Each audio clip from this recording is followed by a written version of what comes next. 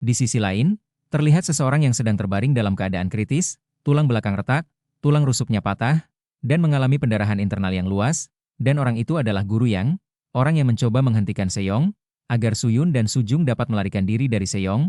Ada dua orang yang menemani Guru Yang, seorang kakek-kakek dan pengawalnya. Kita sebut saja si kakek. Tidak lama kemudian si kakek mendapatkan panggilan telepon, yang ternyata dari ayah Suyun, ayah Su. Yun merasa bersalah atas apa yang dialami Guru Yang. Karena Guru Yang terluka akibat mencoba melindungi Suyun dari Seyong, si kakek kemudian berkata kalau itu bukan kesalahannya. Tapi itu adalah keputusan yang diambil oleh Guru Yang. Tidak akan ada yang menyalahkan ayah Suyun atas kejadian ini.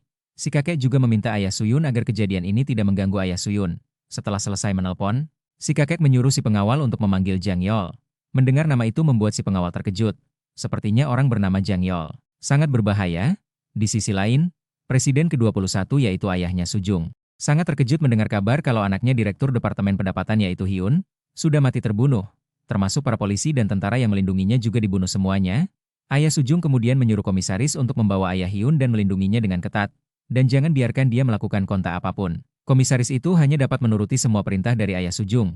Tapi tiba-tiba komisaris terkejut, karena ayah Sujung berkata jangan sampai ayah Hyun tertangkap kamera, bahkan kalau ada reporter yang mengambil gambar. Jangan ragu-ragu untuk membawa mereka ke tahanan.